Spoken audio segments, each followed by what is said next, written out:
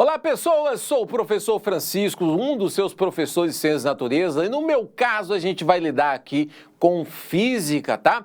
E eu quero começar aqui o nosso módulo de física com algo extremamente importante. Diria para vocês, muito antigo. A humanidade conhece isso antes mesmo de Cristo, tá? E que nós usamos até hoje em nossos aparelhos extremamente tecnológicos, se comparado, obviamente, com o passado, não é? Dá uma olhada aqui, porque hoje eu quero falar de ímãs com você. Olha aqui, vamos falar de ímãs e quando fala de ímãs, falaremos de campo magnético. Essa é apenas a nossa primeira abordagem, a primeira aula sobre a temática, tá bom? Bom, como é que começou toda essa história aí de ímãs, né? Bom, você, se já brincou alguma vez na sua vida com um ímã, você sabe que ele é capaz de atrair objetos como o ferro, né? O ferro, ele é atraído, acaba exercendo uma força magnética por esse tipo de objeto,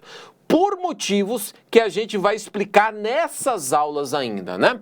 Primeira vez que isso foi observado foi através de um minério natural, pessoal. Esse minério é chamado de magnetita, tá? É um óxido de ferro, na verdade, tá? A gente chama ele de magnetita, esse daí seria, então, o apelido que a gente colocou nele, mas é óxido de ferro, basicamente, tá bom? Tá aqui, a magnetita, ela, nesse caso, ela tá lapidada, tá? Mas isso daí é um ímã natural. Tá? Um ímã natural. Esse ímã natural, ele foi encontrado lá, ó, pela primeira vez, pelo menos é onde nós temos os primeiros relatos sobre ele, é exatamente na região da Turquia, tá? Onde, opa, só um momentinho aqui, pronto, aqui, ó, na região da Turquia. Ali resultou do nome de Magnésia na época, que é exatamente a região onde foi encontrado, tá? Esse aí é um ímã natural, né? E eles já percebiam que objetos ferrosos você poderia atrair, tá? Aqui tá a magnetita, ela na forma um pouco mais bruta dela, né? Se você quer saber, né, a magnetita, ela é formada, então, como eu disse para você, de óxido de ferro 2 e 3. A fórmula química tá aqui, Fe3O4. Não é?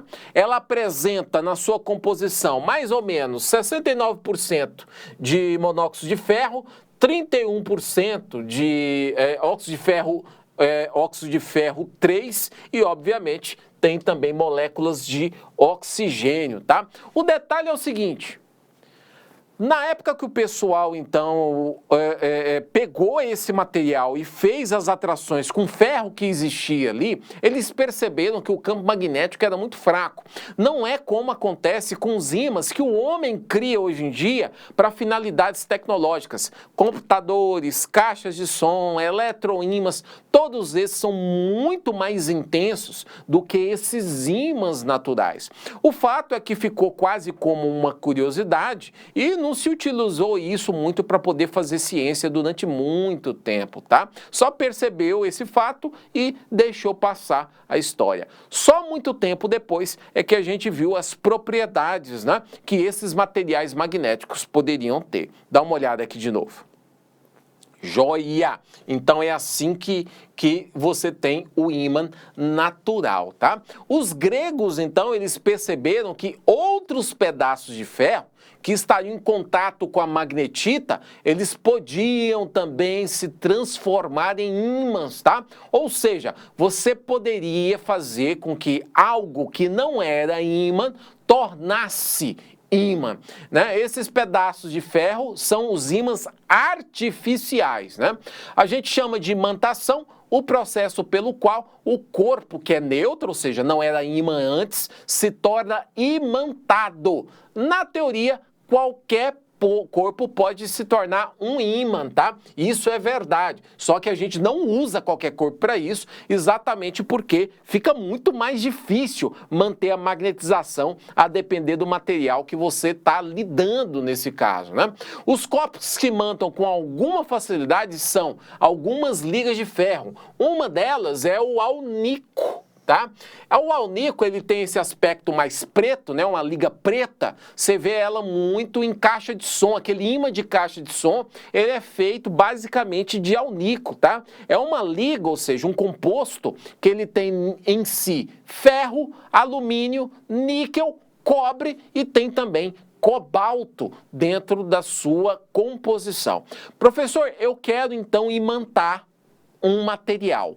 O que eu posso fazer? Basicamente são dois tipos de procedimentos. Tem mais, professor? Tem, vou te contar já já. Mas os dois tipos de procedimentos são o seguinte. Primeiro, você pode fazer uma magnetização por indução. Quem nunca fez essa brincadeira? Você tem lá um ímã e você começa a colocar taxinhas lá no ímã, não é? Aquelas taxinhas lá de ferro, por exemplo, né, antigas.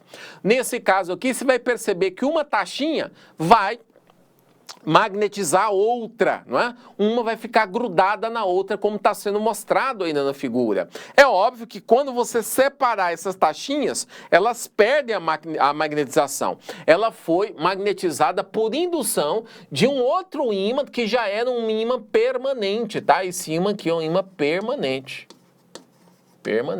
As taxinhas passaram a ser ímãs temporários nesse caso.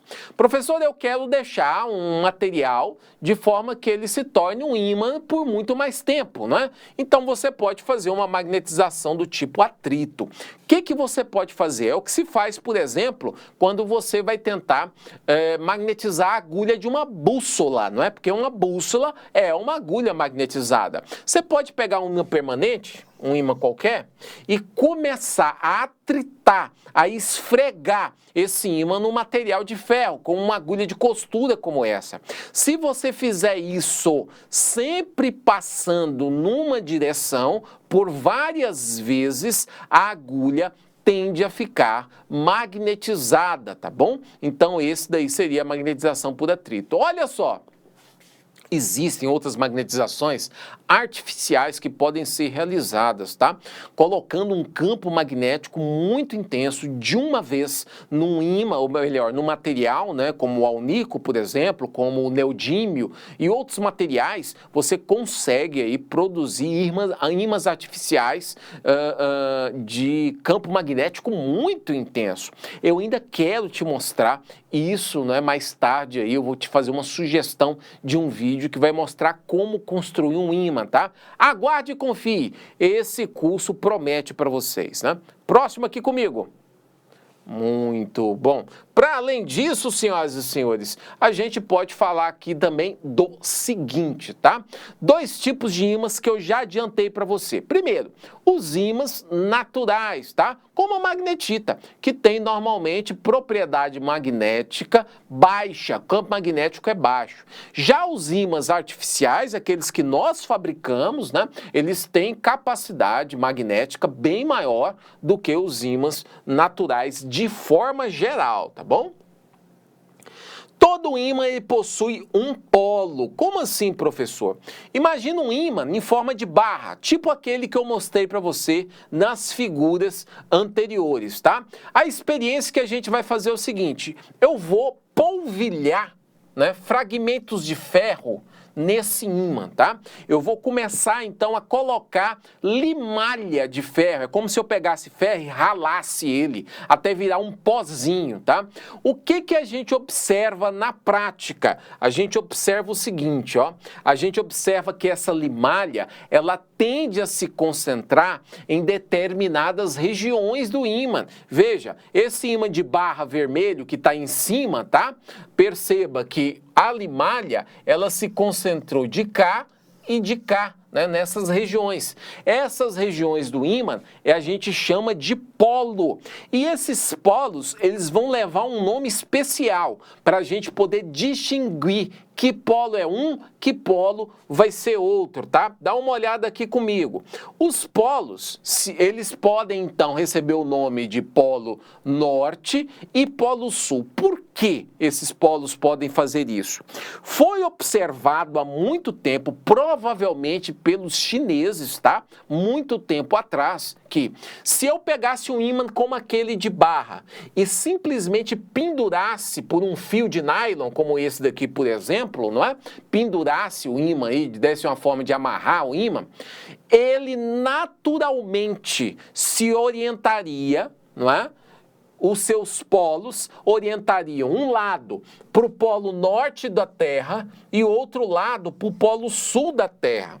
Daí para frente passou-se a chamar o nome desses polos, exatamente em referência a esse fato, né? O polo que está sendo apontado para o norte da Terra, a gente chama de polo norte magnético do ímã.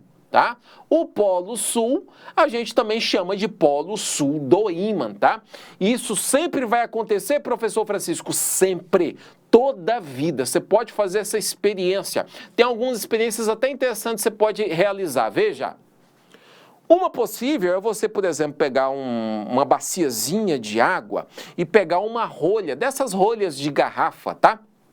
E você pega uma agulha de costura. Pega um ímã qualquer, pode ser desses de caixa de som, e tenta, por atrito, imantar a agulha de costura.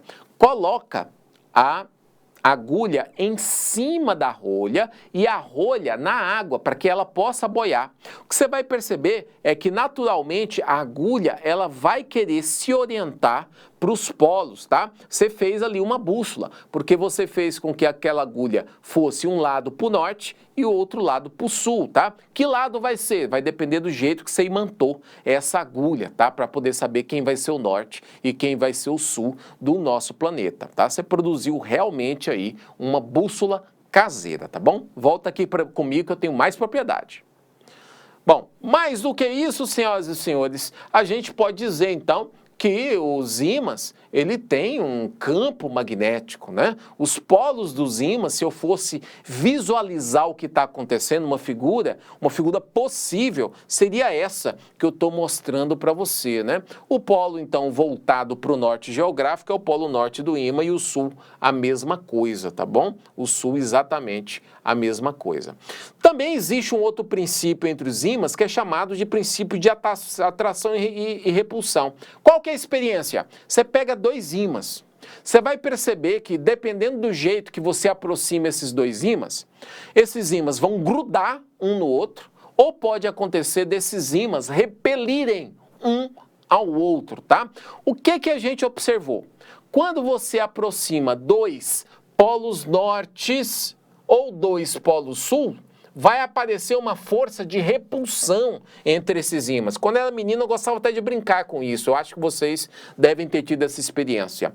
Agora, se eu aproximar um polo norte e um polo sul, vai acontecer atração. A força, então, vai ser de atração. Por isso, a gente diz, né, que polos de mesmo nome vão se repelir e polos de nomes contrários se atraem. Daí que vem aquele dito popular, né? Os opostos se atraem. Isso vem do ímã, não é do seu coração, não é da paixão que você pode ter pela física. Os opostos se atraem, vem exatamente da questão do campo magnético, tá bom?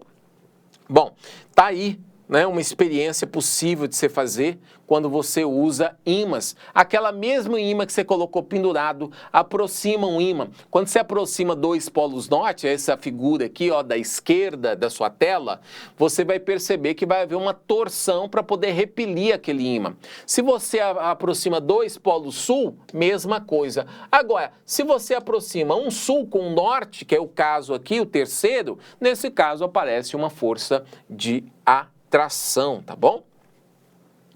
Bom, outra coisa interessante de você perceber do ímã, isso realmente é fantástico, chama-se princípio da inseparabilidade dos polos magnéticos. Como é que funciona isso, professor? Funciona assim. Imagina que você tem aquele ímã de barra. O que aconteceria se você cortar no meio aquele ímã de barra? Você vai ficar com um polo sul e um polo norte? Sabe o que vai acontecer? Você vai ter dois ímãs menores, os dois com polo sul e norte. Sul e norte. Aí eu corto de novo, aqueles mesmos dois ímãs. No que eu cortei, eu vou ter outros dois ímãs menores, ou melhor, outros 4 ímãs menores, cada um deles com polo sul e Polo Norte. À medida que você vai picando esse ímã, não importa o quão pequeno vai ficar o seu ímã, né, que você vai cortando, ou o formato dele também não importa, no final das contas sempre vai ter um Polo Sul e um Polo Norte. Significa dizer que é impossível você separar os polos de um ímã. Sempre o ímã terá Polo Sul e Polo Norte. E isso é fantástico, principalmente quando a gente se pergunta por que que isso acontece, não é? Esse é um motivo atômico que quem for fazer um curso de física na vida vai entender por que que acontece isso, tá bom? Só mostrando aqui para vocês então. Então é esse o caso, tá? A inseparabilidade dos polos de um ímã foi exatamente o que eu mencionei. Vai cortando aí para você ver desse jeito. Não tem jeito, você só vai ter ímãs menores sempre com Polo Sul e Polo Norte. Esse daí é um princípio interessantíssimo dentro dos ímãs, tá? E, obviamente, é material de pesquisa muito bacana de se fazer. Quem sabe, você mesmo, por sua conta, acaba descobrindo o que que acontece. Bacana, não é falar de campo magnético? A gente vai voltar a conversar sobre esse assunto bastante ainda em nossas aulas. Professor Francisco fica por aqui, te agradecendo muitíssimo o carinho, a paciência e naquela certeza. Na educação, tamo junto. Um abraço, até logo. Tchau, tchau.